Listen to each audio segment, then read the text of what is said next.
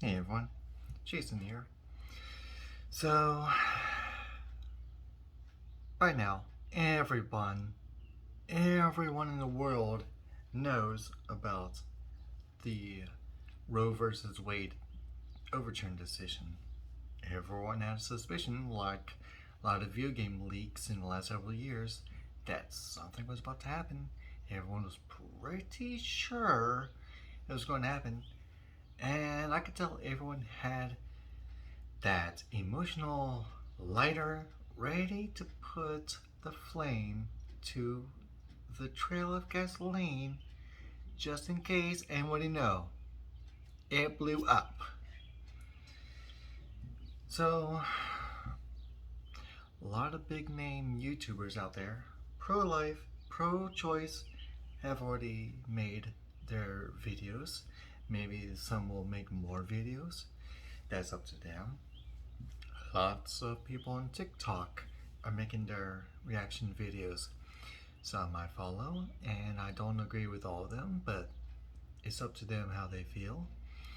So, what are my thoughts about it? Well, for one,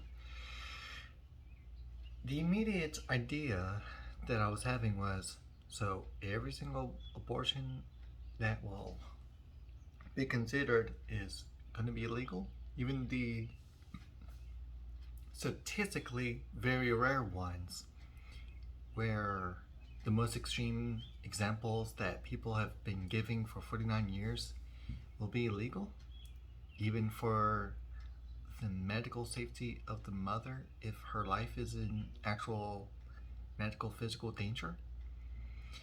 Well, actually, it turns out there's more to the law, and it's not an example of The Handmaid's Tale come to life.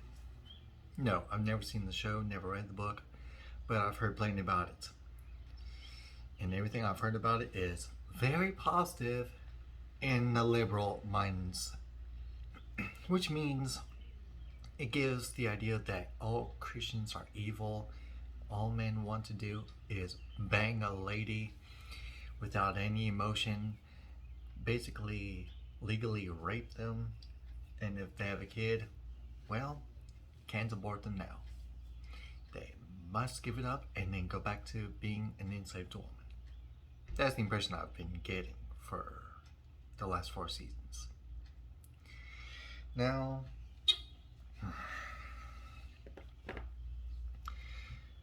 come to find out, there's actually a little bit more to the law, such as, I don't know, giving it to the hands of the people. Yes, the same people that are screaming that it's all against women. Actually, I would ask if you have read the law, but if I've learned anything since high school, we are not very good at actually reading the law, even if it's literally in our hands. Much like a lot of Christians with the Bible. They'd rather hear from a TikTok progressive pastor than actually study it for the most part, especially here in America. And from my understanding, it actually makes more sense to have it be in the hands of the people, if only those people would actually take time to understand those bylaws. For example, I didn't know that there was a law in my state in 1884 where a medical facility could be charged with murder and the mother as an accomplice to murder. I had no idea about that. But somehow it doesn't exactly surprise me either. Now, in my pro-life or pro-choice? Pro-life. And there's a bit of a backstory to it. And it's not strictly because, oh, holy roller raised in a Christian family, of course he's going to be pro-life. He's going to want to get the baby ripped out and then ignore it. No. It's more because my old man had once made a threat to my mother when she was pregnant with my brother during an argument to just get an abortion. He said that out of pure anger, which is a horrible thing to say to a woman who not only is your wife, and you're arguing with her, that's a really big red flag, by the way. But also as a way to slap her religious sensibility, something she's devoted to. Now, something else that actually comes to mind is for many years, I have been hearing people say no uterus, no opinion. And yet, a lot of guys out there are just as pro-choice as a lot of women are. And yet, it seems like there's either a little caveat that people aren't thinking about, that's only practiced in action, but not in words, or it's just a full-on hypocrisy. Because it seems like it should be no uterus, no opinion, unless you're on my side. But I've seen very, very few examples of women actually putting that idea into practice. I've maybe seen less than a handful of women in the last 20 years tell someone who's a guy, when they say they agree with any woman, no uterus, no opinion. You don't get a say. That's an extremely rare example of actual moral consistency. When you say something and you actually back it up. Okay, very rare in a liberal's case, I should say.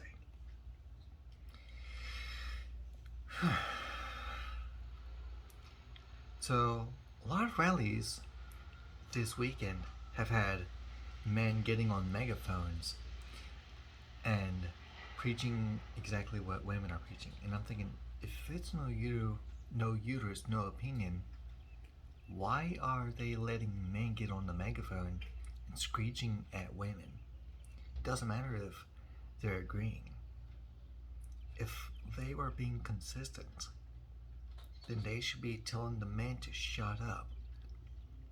Saying, we don't care what you have to say. You're a man, you don't have a uterus. But then again, they don't have fallopian tubes either.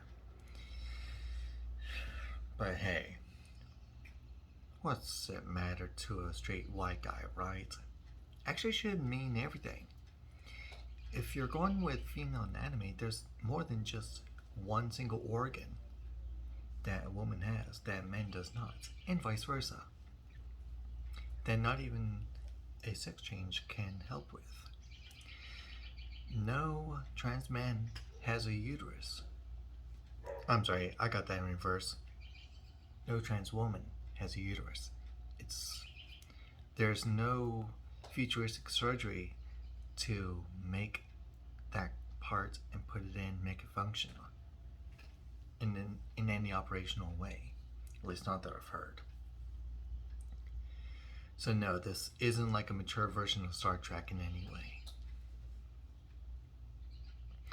And yeah, there's plenty more to it. And I know that there's a lot of nuance and structure to this whole issue.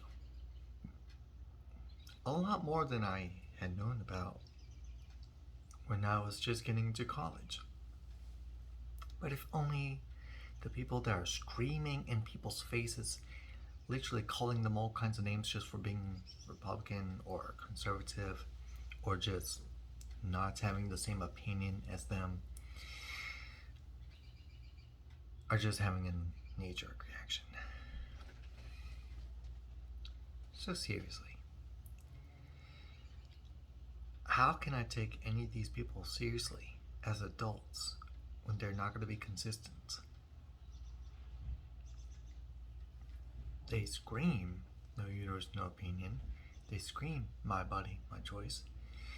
But they also act like they completely ignored biology class in middle school.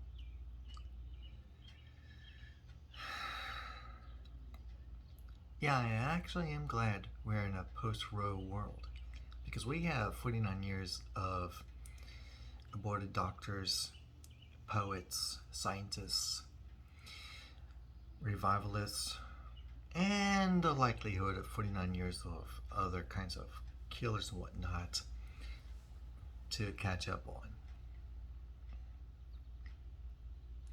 But I honestly never thought I'd be part of the generation that actually would end the so-called safe legal abortions. Actually, that's something else that's popped up in my mind. They say safe and legal, but there's a couple groups to consider for that misnomer, that bad advertisement and mislabeling. One is the unknown number of cases where an abortion doctor did not do the procedure properly in any medical way and botched a woman's body, got the unborn baby out dead, but also ruined her body on the inside, making her, well, wombless, let's just say. And very few cases that I'm aware of have those doctors getting their licenses revoked for breaking a woman's body, her womb, her uterus. Use whatever word you want to say, whether for the woman or for her baby. Doesn't matter. What matters is a man had destroyed her body. Why wouldn't you hear about that? Because we live in a culture full of media that say the abortion doctor is good, and anyone else that says abortion is bad cannot be trusted. The same media, by the way, completely pushes aside that other bit where a woman is either broken or did not survive.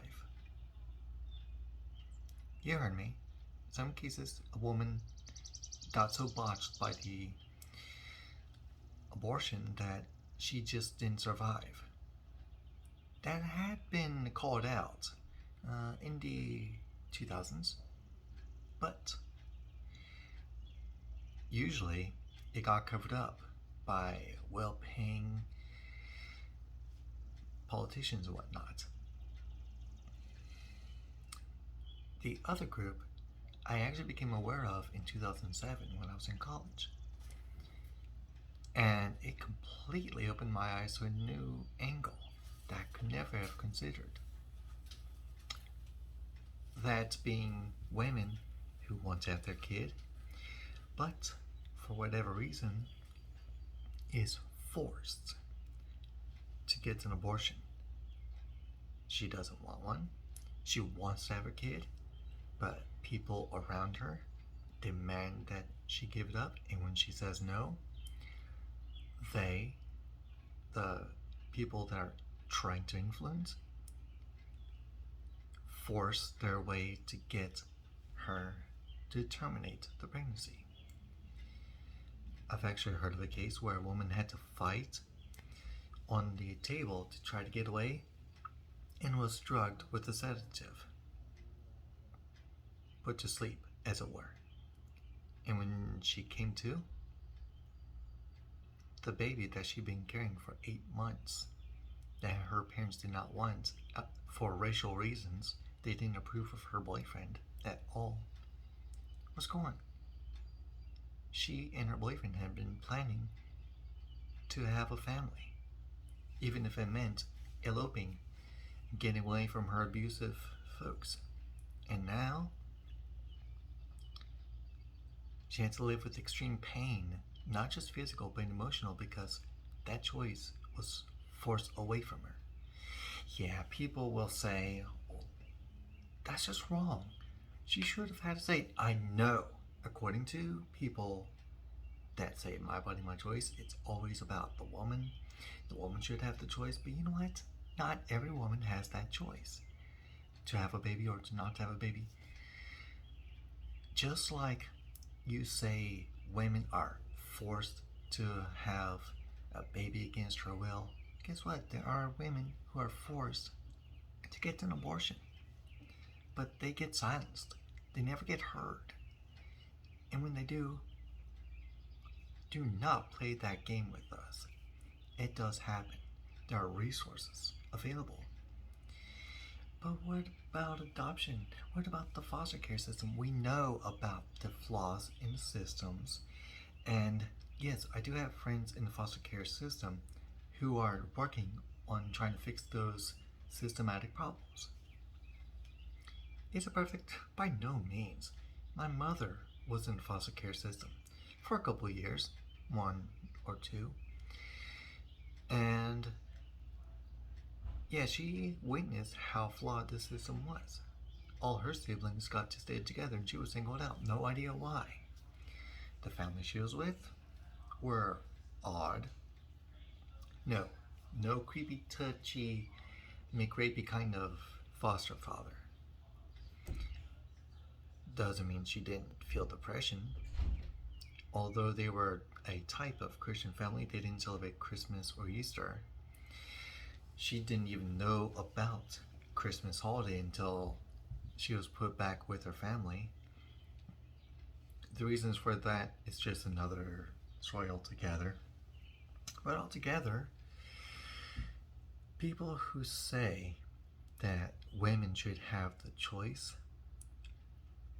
never think about the women who want that choice to have their baby and are forced to not have their kid. Ever. You mention it, they look offended. But they call conservatives or conservative independents reactionaries just because, admittedly, some get very argumentative. And yes, I've heard of cases where some straight up destroyed clinics and an abortionist doctor was killed in front of his own house back in either 2008 or 2009. No, I didn't celebrate that. I actually mourned the guy's death. That's just a hypocritical act for a Christian, it turns out, to do that as to yell and scream in anyone's face about abortion being murder. You don't write a murder by committing a murder. So yeah, in the last 20 years I've learned a lot about how there is a lot of nuance to it. But I still remain pro-life, with pro-choice friends that are civil. The anti-choice crowd, they do creep me out, especially with their God complex, where they think they can control how people think and need to react. And yeah, I can understand where people are coming from with their choices for why they would abort.